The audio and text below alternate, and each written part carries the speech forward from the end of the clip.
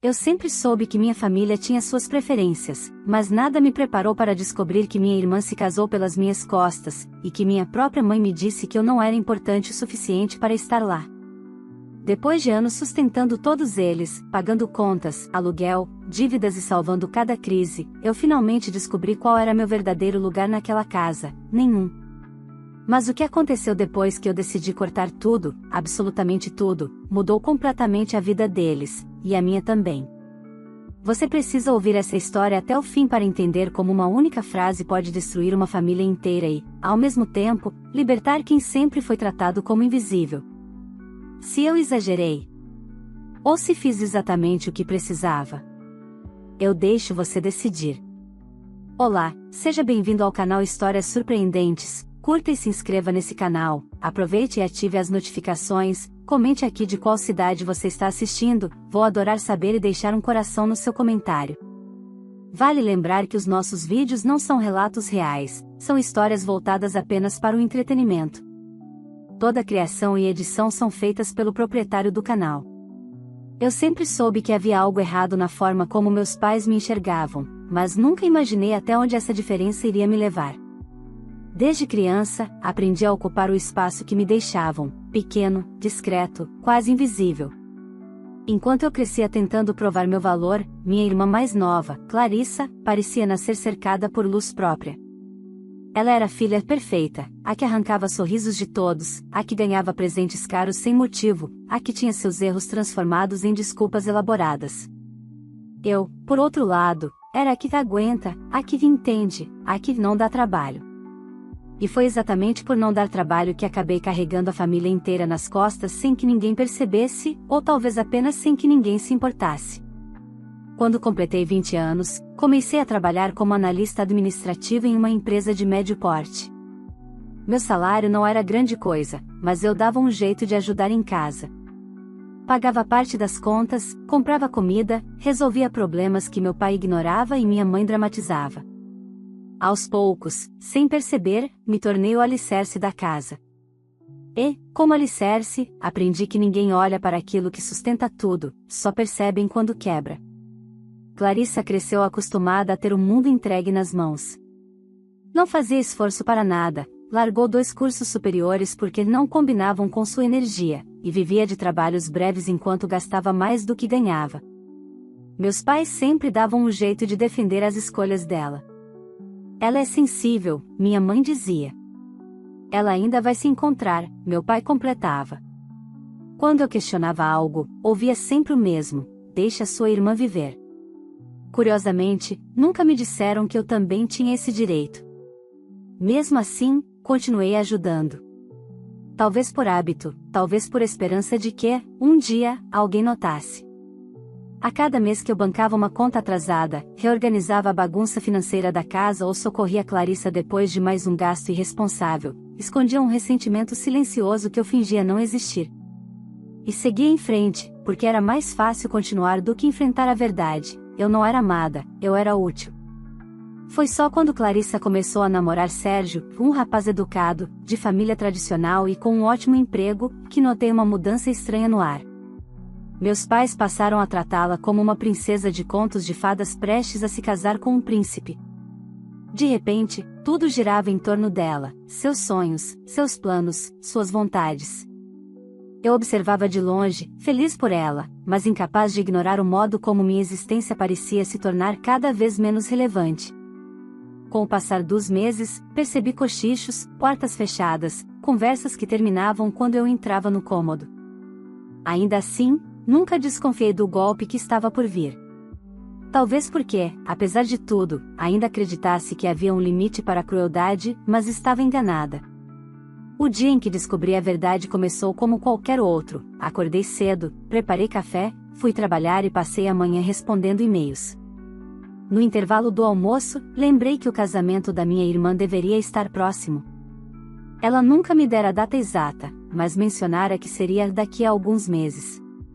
Resolvi mandar uma mensagem perguntando quando seria, para planejar meus horários e talvez comprar um presente. Recebi a resposta poucos minutos depois. Uma mensagem simples. 2 frases. o tipo de frase que muda tudo de forma definitiva.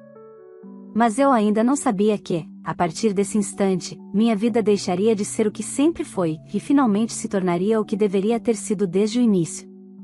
A resposta da minha irmã chegou enquanto eu ainda segurava o celular na mão, distraída com o movimento do restaurante onde eu almoçava. Quando a notificação apareceu na tela, eu esperava algo como "vai ser mês que vem" ou "ainda estamos definindo a data". Mas as palavras, quando li, pareciam carregadas de uma frieza impossível de fingir. "Já aconteceu tem uma semana. Só não te convidamos." Fiquei olhando para a mensagem sem reação, como se meu cérebro se recusasse a processar. A frase era direta demais, cruel demais, impossível demais, mas estava ali. E Clarissa não parecia arrependida, nervosa ou hesitante.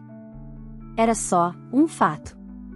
Um aviso sem emoção, como quem comunica que o ônibus está atrasado. Minhas mãos ficaram trêmulas. Respirei fundo e, tentando não pensar, liguei imediatamente para minha mãe. Ela atendeu no segundo toque, com a voz leve, quase alegre, como se nada estivesse errado. "Mãe, minha avó saiu fraca, Clarissa acabou de me dizer que o casamento dela já aconteceu." "Isso é verdade?" Do outro lado da linha, houve um silêncio curto. Depois, a mesma leveza absurda na resposta: aconteceu sim. Semana passada." "Como assim?" Senti o peito apertar. "Por que ninguém me avisou? Por que eu não fui convidada?" Desta vez, ela nem hesitou. "Filha, só convidamos pessoas importantes. E você não é uma delas." Eu não sabia que era possível sentir o corpo inteiro desabar sem cair no chão. O restaurante ao redor ficou distante, como se eu estivesse assistindo minha própria vida de fora. "Você não é importante." Minha mãe disse aquilo com a naturalidade de quem comenta o clima. Sem peso, sem culpa, sem perceber, ou sem se importar, com o impacto daquelas palavras. "Mãe, minha avó sumiu." "Não faz drama", ela interrompeu. "A vida segue. Você entende, né?" Clarissa queria algo íntimo, familiar de verdade. Familiar de verdade. Eu, que havia passado anos ajudando a pagar contas, remédios, consertos da casa, mensalidades atrasadas da minha irmã, eu não fazia parte dessa família de verdade. Desliguei sem saber o que pensar. Passei o resto do dia trabalhando no automático, respondendo e-mails sem ler, atendendo ligações que não lembrava depois. Em algum momento, notei meus olhos ardendo, mas não chorei. Era como se a dor fosse grande demais para caber em lágrimas. Quando cheguei em casa naquela noite, sentei no sofá e fiquei encarando o nada. As vozes da minha infância começaram a ecoar na minha mente. "A Clarissa é mais sensível. Você é forte, aguenta. Sua irmã precisa mais. Não fale assim com ela. Sempre ela. Sempre eu em segundo plano." Naquela noite, pela primeira vez, enxerguei com clareza algo que sempre esteve ali. Eu não era parte da família, eu era o recurso da família. Enquanto eu bancasse tudo, era conveniente manter um certo laço, tênue, útil, estratégico. Mas participação afetiva? Nunca fez parte do contrato silencioso que eles criaram comigo. Quando finalmente me mexi, já era quase meia-noite. Peguei o celular, abri conversas antigas da minha mãe e da Clarissa e vi uma sequência de favores, pedidos de ajuda, mensagens curtas e frias de agradecimento. Nunca uma pergunta sobre como eu estava. Nunca um convite espontâneo. Nunca um gesto de carinho real. Era tudo unidirecional, eu dava, elas recebiam. Eu sustentava, elas viviam.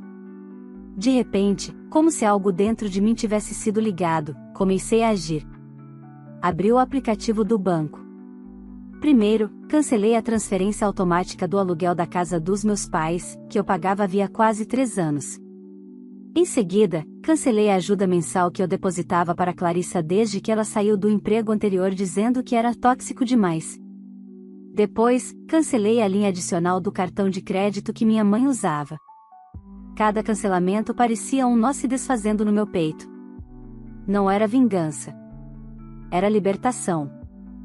Antes de fechar o aplicativo, olhei o saldo e percebi algo que nunca tinha parado para ver: quanto da minha vida eu tinha investido em pessoas que não me queriam por perto. Respirei fundo. Pela primeira vez em muito tempo, me senti leve, assustada, machucada, mas leve. Eu sabia que a tempestade viria, que quando o dinheiro sumisse elas perceberiam que a pessoa não importante era, na verdade, o pilar invisível de toda a estrutura. Mas pela primeira vez, eu não sentia medo da reação delas. A única coisa que eu sentia era uma certeza silenciosa: eu não devia mais nada a ninguém. E naquele momento, sem que eu percebesse, minha vida finalmente começava. Os primeiros dias depois do cancelamento das transferências foram estranhamente silenciosos. Nem minha mãe nem Clarissa perceberam de imediato. Talvez porque sempre confiaram demais no fato de que eu estaria ali, invariavelmente, pagando tudo nos bastidores. Talvez porque, na cabeça delas, eu não era alguém que tomava decisões, apenas alguém que obedecia. 3 dias se passaram. Depois 5. Depois uma semana inteira sem qualquer mensagem. Eu já esperava que o caos começaria quando o aluguel vencesse, mas parte de mim ainda achava difícil imaginar como elas reagiriam ao perceber que a fonte tinha secado. Ao mesmo tempo, era impossível ignorar a sensação de calma que tomava conta de mim. Eu dormia melhor, comia melhor, até o ar parecia menos pesado. Era como se aquela humilhação tivesse tirado uma venda dos meus olhos. Eu enxergava minha vida com mais nitidez, sem o peso emocional que carreguei por tantos anos. Na noite do 11º dia, o celular finalmente tocou. Era minha mãe. Respirei fundo antes de atender, já esperando uma tempestade. Filha, preciso falar com você agora. A voz dela estava tensa, impaciente, quase ofendida pela possibilidade de eu não atender. Oi, mãe. O que houve? Ela suspirou como quem carrega o mundo nas costas, curiosamente o mesmo mundo que sempre esteve apoiado nas minhas. O aluguel não caiu. O proprietário ligou. Ele disse que não recebeu nada este mês. Eu sei, respondi com calma.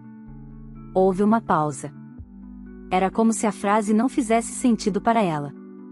Como assim você sabe? Porque eu cancelei a transferência, mãe. O silêncio que se seguiu foi diferente de todos os anteriores. Não era um silêncio de dúvida, nem de confusão. Era o silêncio de alguém que, pela primeira vez, percebe que perdeu completamente o controle. Você fez o quê? Ela explodiu. Cancelei. Não vou pagar mais nada. Você enlouqueceu? A voz dela aumentou, mas não de dor, de raiva. Você sabe que dependemos desse dinheiro. Como você pôde fazer isso sem avisar? Mordi o lábio para não rir, não por deboche, mas porque a ironia era grande demais. Como vocês puderam fazer um casamento sem me convidar sem avisar? Perguntei. Houve um engasgo na respiração dela. Ah, não comece com isso de novo. Já falamos que era algo íntimo. Íntimo para quem, mãe? 100 pessoas não é íntimo. E, sinceramente, isso nem é sobre a festa. É sobre as palavras que você escolheu. Só convidamos pessoas importantes. Você realmente acha que eu devo continuar sustentando quem me tratou como descartável? Ela tentou recuperar a postura. Você está exagerando. Seu papel na família sempre foi ajudar. Você sempre ajudou.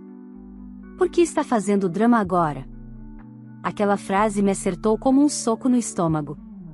Seu papel na família. Não filha. Não parte da família. Não alguém amada. Papel, função. Tarefa. Eu era, de fato, um serviço prestado. Pois é justamente isso, respondi. Meu papel acabou. Do outro lado da linha, houve um barulho abafado, como se minha mãe tivesse derrubado algo ou sentado bruscamente. Sua irmã acabou de se casar, ela continuou, num tom forçado. Ela precisa de estabilidade. O Sérgio não pode fazer tudo sozinho. Você sabe como homens são, mãe, eu não sou responsável pela vida de 2 adultos. Clarissa fez as escolhas dela. E vocês decidiram que eu não sou importante. agora terão que viver com isso. Não fale assim comigo. Ela gritou, perdendo completamente a máscara de vítima. Você é ingrata. Tudo o que fiz por você, o que exatamente? Perguntei. Você fala como se tivesse construído minha vida. Eu trabalho desde os 17 anos. Eu estudei sozinha. Eu sustentei essa casa. Quem deve cobrar gratidão aqui sou eu. O silêncio voltou, denso, pesado. Então é isso? Ela sussurrou, como se tivesse sido traída. Você vai deixar sua própria família na rua? Vocês são adultos, respondi. Procurem emprego. Se organizem. Façam como eu fiz por tantos anos. A ligação terminou com ela chorando e me chamando de egoísta, ingrata e cruel. Mesclado às lágrimas dela, eu também ouvi, bem ao fundo, a voz irritada de Clarissa dizendo: Mãe, eu avisei que ela ia fazer drama. Desliguei. E, pela primeira vez, senti nada além de clareza. Eu sabia que aquilo era apenas o começo. Elas ainda não tinham sentido o impacto real da minha ausência. Ainda não tinham entendido o que significava perder o pilar que sustentava cada aspecto da vida delas. Mas logo entenderiam. E quando entendessem, não haveria retorno. Nada do que fariam, gritos, ameaças, súplicas, mudaria o que já estava decidido. Pela primeira vez, eu estava vivendo a minha vida. E não a vida que elas me obrigavam a carregar. A ligação da minha mãe tinha sido apenas o primeiro tremor. Eu sabia que o terremoto real viria de Clarissa. Ela nunca aceitava frustrações, nunca lidava bem com limites, e sempre esperava que tudo girasse ao redor da sua vontade. E não demorou muito para que ela percebesse que a vida perfeita que imaginou no casamento duraria menos do que uma semana. Na manhã seguinte, acordei com 8 chamadas perdidas no celular. Todas dela. Ignorei. Tomei banho, fui trabalhar, tomei café com calma, como quem não tem mais peso nenhum no corpo. Mas no meio da tarde, enquanto eu revisava um relatório, meu telefone tocou novamente, desta vez com insistência de quem não ia desistir. Respirei fundo e atendi. O que você acha que está fazendo? Clarissa disparou sem sequer dizer alô. A voz dela estava afiada, tensa, quase histérica. O aluguel da mamãe venceu e o banco disse que as transferências foram canceladas. O cartão também. Tem alguma coisa errada? Não tem nada errado, respondi, mantendo a calma. Eu que cancelei. Ela ficou muda por alguns segundos, como se alguém tivesse apertado um botão de pausa. Você cancelou? Repetiu, incrédula. Cancelou por quê? Como você pôde fazer isso? A mamãe quase teve um ataque de nervoso hoje cedo. Eu fiz porque vocês deixaram muito claro, de forma bem objetiva, que eu não sou importante para vocês. Ela soltou um riso curto, irritado, quase debochado. Ah, pelo amor de Deus, você ainda tá presa naquela bobagem da festa? Bobagem? Senti a calma escorregar um pouco. Você me disse, com todas as letras, que a cerimônia já tinha acontecido e que vocês decidiram não me convidar. E a mamãe completou dizendo que só convidaram pessoas importantes. Clarissa, eu ajudei a sustentar essa casa por anos. E daí? Ela rebateu, sem um pingo de vergonha. Você sempre ajudou. Isso não te dá direito a ficar exigindo que tudo gire ao seu redor. A vida não é sobre você, sabia? Era impressionante como ela conseguia inverter a lógica da realidade sem nenhum esforço. Não estou exigindo nada, respondi. Apenas parei de sustentar vocês. Mas você não pode. Ela gritou, como se eu tivesse cometido um crime. Eu acabei de me casar.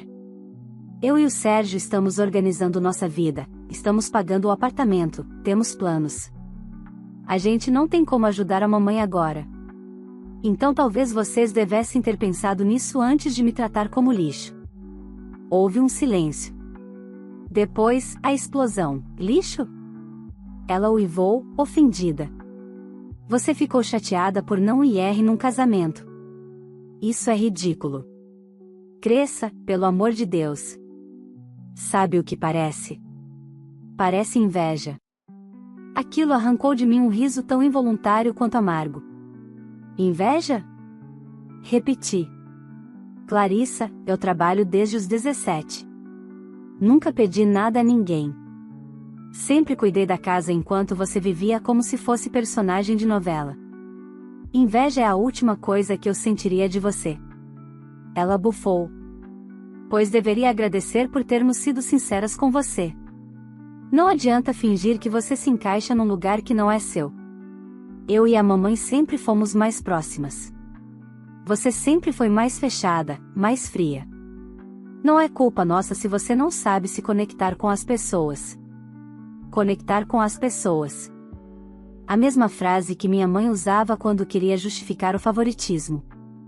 Engraçado, falei lentamente. Mesmo sem me conectar com as pessoas, fui eu quem manteve essa família de pé por anos. Isso não te dá o direito de parar agora. Ela explodiu novamente. A mamãe vai ser despejada se você não a ajudar. Você quer isso? Quer ver ela morando na rua? Ela tem 59 anos, Clarissa.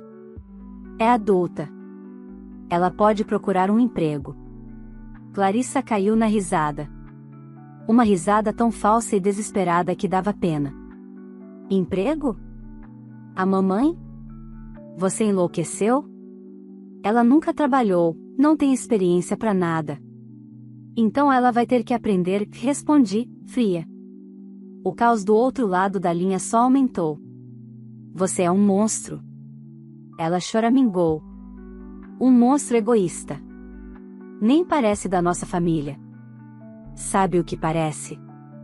Parece que você só quer vingança. Eu respirei fundo. Não, Clarissa. Vingança seria querer que vocês sofressem. Mas não. Eu só parei de impedir que vocês enfrentem as consequências das próprias escolhas.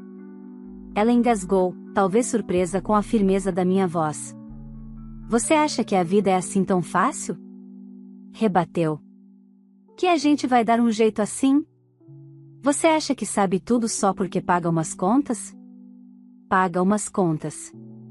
As palavras ecoaram dentro de mim como vidro quebrando. Eu não pago umas contas, Clarissa. Eu paguei a vida inteira de vocês. Ela ficou muda. E agora, continuei, vocês vão ter que viver a própria vida. Sem mim. A voz dela voltou trêmula, entre raiva e desespero. Você vai se arrepender. O Sérgio já está falando que você é ingrata, que você não respeita a família. Que bom, respondi. Porque eu não faço parte dela. Antes que ela pudesse continuar, finalizei. Adeus, Clarissa. E desliguei. Não bloqueei imediatamente. Por alguns segundos, só fiquei olhando para o celular, sentindo o eco daquilo tudo dentro de mim.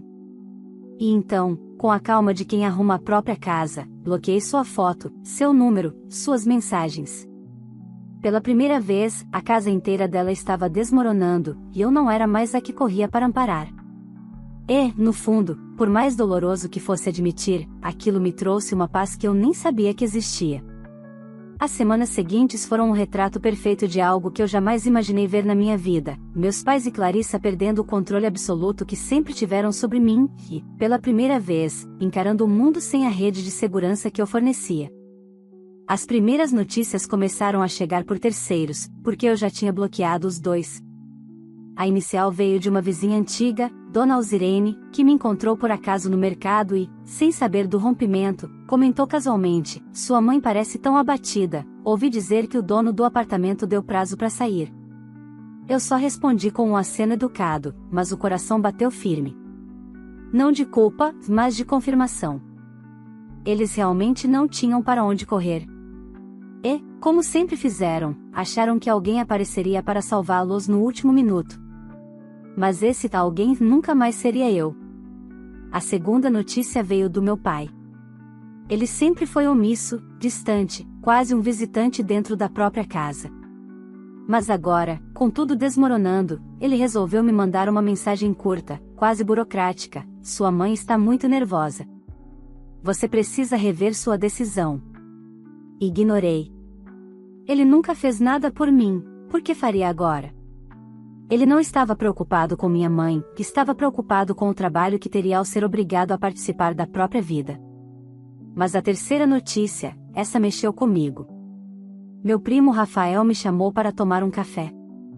Ele é o único da família com quem sempre tive algum laço real. Sentei com ele no shopping, e bastou meu olhar para que ele começasse a falar sem rodeios. Prima, eu sei que vocês brigaram.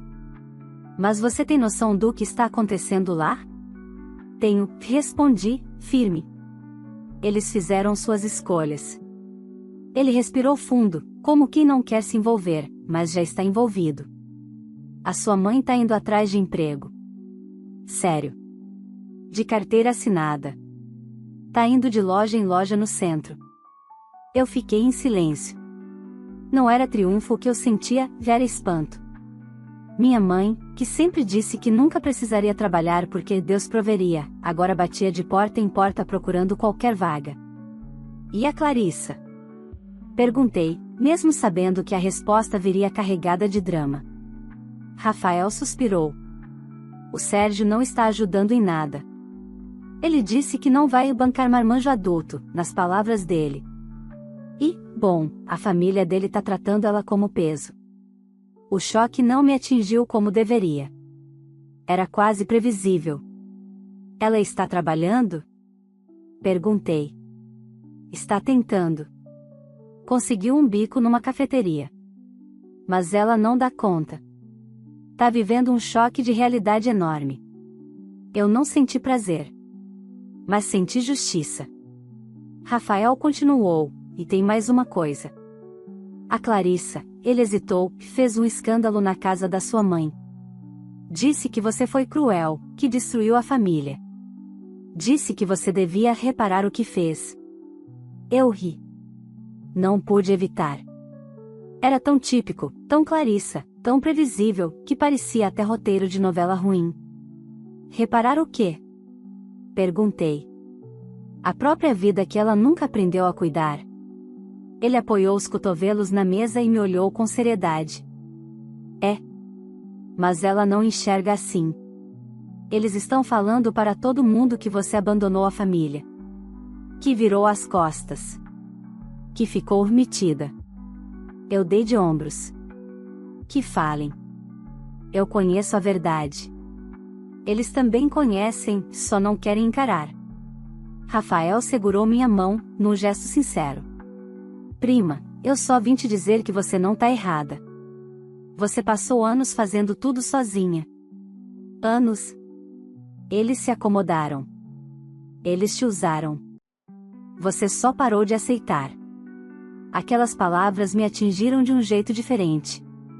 Não porque eu precisasse de validação, mas porque era a primeira vez que alguém enxergava a minha dor sem distorcê-la. Obrigada, murmurei. Mas Rafael não tinha terminado. Ah, ele disse, meio desconfortável, só pra você saber, sua mãe tá dizendo que quer conversar. Que tá pronta para resolver. Mas, ele me encarou com um olhar grave, a verdade é que ela só quer que você volte a pagar tudo de novo. Eu ri de novo. Dessa vez, sem nenhum peso no peito. Claro que quer. Respondi. Eles não querem diálogo. Querem serviço. Ao final daquela semana, a notícia definitiva chegou: minha mãe e Clarissa tinham sido despejadas. O proprietário realmente não renovou o acordo. Elas tiveram que sair com o que cabia em sacolas e caixas improvisadas. Clarissa chorou na calçada, segundo Rafael. Minha mãe discutiu com o porteiro, com o dono, com o universo inteiro, menos com a própria consciência. Mudaram-se para um kitchen em um bairro simples, do tipo que Clarissa sempre disse que jamais pisaria. A vida perfeita que ela imaginou no casamento evaporou em semanas. E eu? Eu estava no meu melhor momento em anos. Meu apartamento estava organizado, silencioso, limpo. Meu dinheiro rendia. Eu fazia planos. Eu respirava. E, acima de tudo, eu começava a entender uma verdade que eu nunca tinha permitido admitir: eu nunca fui parte daquela família. Eu fui a funcionária não remunerada dela. E agora, finalmente, eu estava demitida. 8 meses se passaram desde o dia em que eu descobri que minha irmã se casou pelas minhas costas e ouvi da boca da minha própria mãe que eu não era importante. 8 meses desde a última vez em que coloquei dinheiro em bolsos que nunca reconheceram meu esforço, minha existência ou meu cansaço. 8 meses desde que eu parei de ser o alicerce e deixei que cada uma delas enfrentasse, finalmente, o peso real da própria vida. E, ao contrário do que minha mãe sempre repetiu, o mundo não acabou. Pelo menos, não para mim. Durante esses meses, recebi fragmentos de notícias por Rafael e por algumas pessoas do antigo bairro. Nunca procurei nada. Nunca liguei, nunca entrei em redes sociais para ver como estavam. Meu silêncio foi absoluto, e, pelo que ouvi, isso doeu mais nelas do que a falta de dinheiro. Clarissa continua casada com Sérgio, mas o casamento, segundo Rafael, está longe de ser aquela fantasia que ela exibia nas redes. A sogra vive fazendo comentários maldosos, insinuando que gente do seu nível deveria ser mais esforçada. Clarissa, que sempre foi acostumada a ser paparicada, agora passa horas em pé na cafeteria, ouvindo broncas do gerente por qualquer atraso, e ainda tenta fingir força quando chega em casa. Ela diz às amigas que está começando uma nova fase, mas todos sabem que ela está tentando sobreviver a uma realidade que nunca imaginou enfrentar. Minha mãe, por sua vez, está trabalhando em uma loja de roupas no centro. Ela, que sempre ergueu o nariz para qualquer serviço que não envolvesse ser dona de casa, agora dobra camisetas, atende fregueses e ouve ordens de um gerente de 20 e poucos anos. No começo, segundo soube, ela chorava no intervalo, dizendo que não merecia aquilo.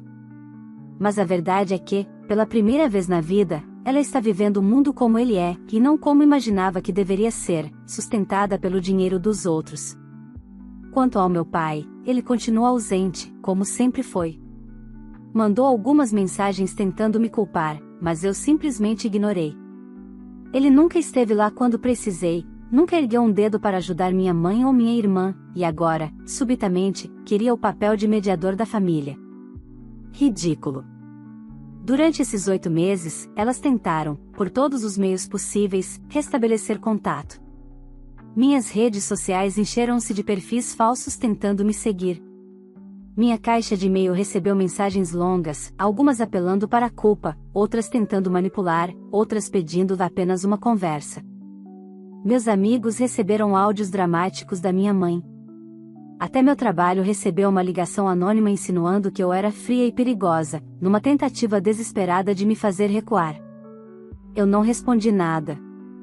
Silêncio absoluto é a resposta mais poderosa que alguém pode dar a quem nunca escutou suas palavras.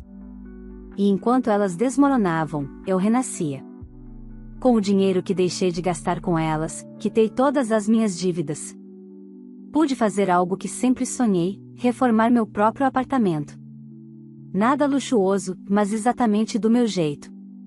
Troquei os móveis antigos, pintei as paredes, coloquei plantas, quadros, pequenos detalhes que me fazem sorrir. É impressionante como um lar pode se transformar quando você coloca amor nele, e não quando despeja dinheiro em buracos emocionais que não têm fundo. Também comecei a guardar dinheiro todo mês, pela primeira vez pensando em mim. Abri uma caixa de investimento, planejei um curso de especialização e até comprei uma passagem para o Nordeste, minha primeira viagem sozinha. Eu andei pela praia, senti o vento no rosto, comi acarajé, tirei fotos, me ouvi. Pela primeira vez, eu existi para mim mesma. E a maior surpresa de todas foi perceber que eu não sentia falta deles. Nenhuma. Não havia vazio, não havia saudade. Havia libertação. Havia espaço. Havia futuro. Algumas pessoas tentaram me convencer a perdoar, a voltar a falar, a cuidar porque família é família. Mas quem diz isso nunca passou o que eu passei.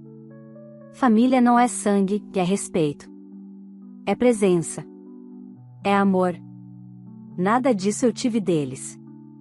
Rafael, que sempre foi sincero comigo, resumiu em uma frase perfeita: eles não estão arrependidos do que fizeram. Estão arrependidos das consequências. E é exatamente isso. Elas não me querem de volta, querem meu dinheiro, minha utilidade, minha antiga função. mas aquela versão de mim morreu no dia em que recebi a mensagem: só convidamos pessoas importantes. Hoje, eu sei, com uma clareza absoluta, que importância não se compra, não se implora e não se prova. E importância se reconhece. E elas nunca reconheceram a minha. Por isso, a resposta final é simples, dura e definitiva: eu não volto. Não reato laços, não revisito dores, não me dobro aos pedidos que venham revestidos de culpa ou desespero. A vida delas segue sem mim. A minha segue sem elas. E, pela primeira vez, a minha está exatamente onde deveria estar. Se essa história mexeu com você de alguma forma, não esqueça de deixar o seu like, isso ajuda muito o canal a crescer e me incentiva a trazer mais histórias como essa para você. Também aproveita e se inscreve no canal e ativa o sininho, porque aqui sempre tem conteúdo novo, emocionante e cheio de reflexões sobre família, limites e amor próprio. E agora eu quero saber a sua opinião: você faria o mesmo que a filha rejeitada fez? Cortaria totalmente quem te usou e te humilhou durante anos, ou teria agido de outro jeito? Me conta aqui nos comentários, porque eu adoro ler o que vocês fariam nessa situação. Ah, e não esquece de escrever de qual cidade você está assistindo esse vídeo, porque eu sempre passo nos comentários para deixar um coração especial para vocês. Compartilhe essa história com alguém que precisa ouvir sobre limites e amor próprio, talvez faça a diferença na vida de alguém hoje. Obrigado por estar aqui comigo. Vale lembrar que os nossos vídeos não são relatos reais, são histórias voltadas apenas para o entretenimento. Toda a criação e edição são feitas pelo proprietário do canal.